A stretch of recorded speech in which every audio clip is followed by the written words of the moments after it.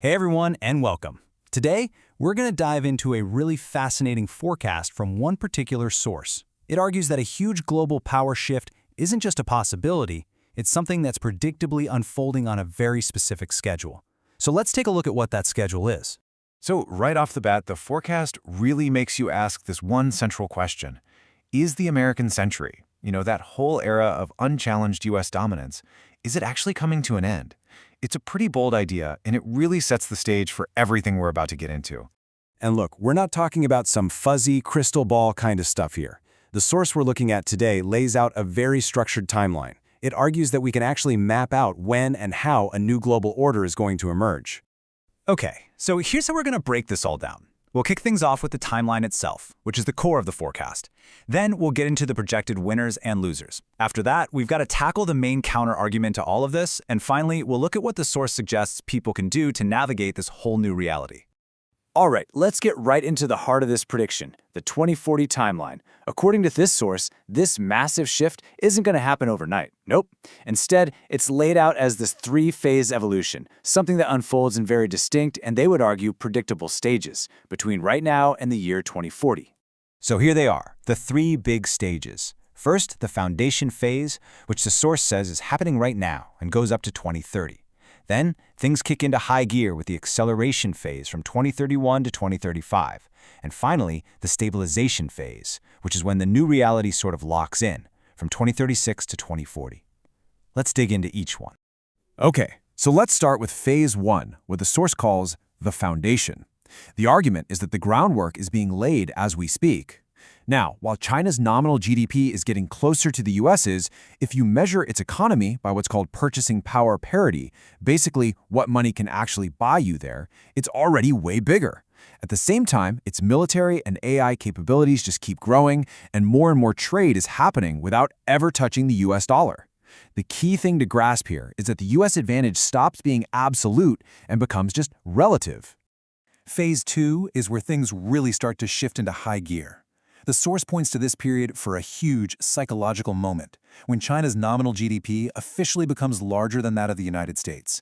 It's also when its tech leadership becomes just plain undeniable. The military balance in Asia gets close to even, and the US dollar's role as the world's main currency gets seriously challenged.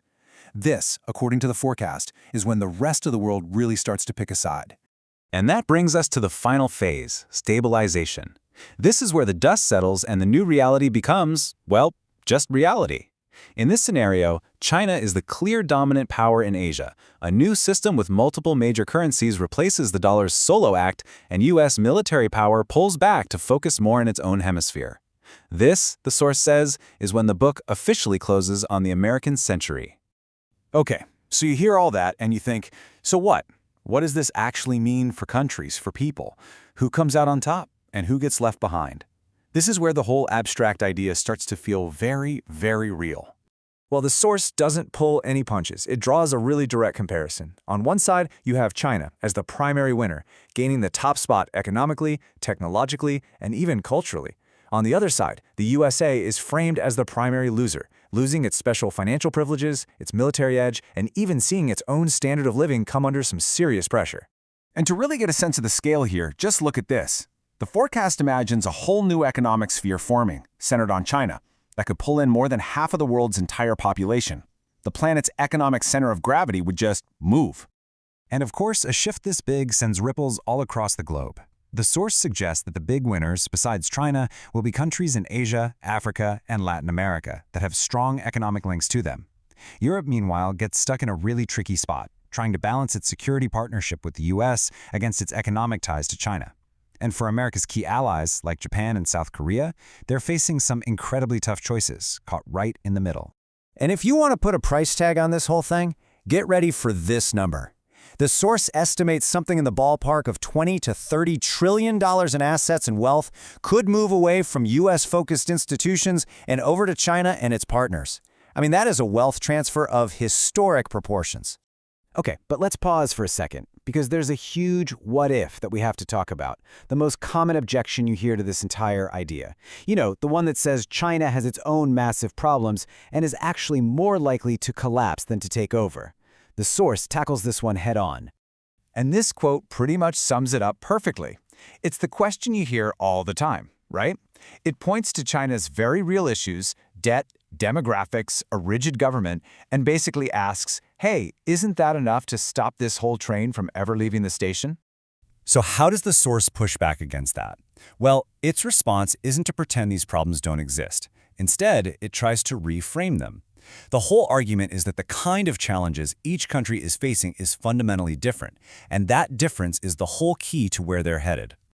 So, here's the absolute core of the rebuttal. It makes this crucial distinction. China's problems, like its debt and aging population, are seen by the source as really hard but ultimately manageable technical issues. By contrast, America's problems, like its intense political polarization and social divisions, are framed as structural issues that make it almost impossible for the country to unite and act decisively on long-term goals. And this slide gives some really concrete examples to back that up. Take high-speed rail. The US has been talking about it for decades, right? China went and built a massive, world-class network in about 15 years. Or look at solar panels. While the US is slowly trying to bring chip manufacturing back home, China basically took over 80% of the entire global solar market in about a decade. The source presents this as a fundamental difference in the ability to just get big things done. All right, so if you're tracking with this forecast, if you think there's even a chance it's right, the big question becomes, what are you supposed to do about it?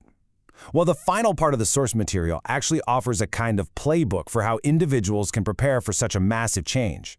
And the playbook it offers is pretty straightforward. Number 1, accept that this shift is real and it's already happening. 2, diversify your assets. Don't put all your financial eggs in one American basket. 3, actually make an effort to understand China, its history, its culture, how it thinks. 4, shift your focus toward Asia, because that's where the world's economic energy is moving. And finally, number 5, brace yourself for higher costs, because that long era of super cheap stuff from overseas is probably coming to an end. And really, it all gets boiled down to this one powerful quote from the source. The future is being shaped in Shanghai, not in San Francisco. It's a direct, uncompromising statement about where it believes the center of global power and innovation is headed. So we end with this question. This analysis isn't really about some far-off, distant future. Its core claim is that the ground is shifting under our feet right now. And the final thought it leaves us with is a really personal one.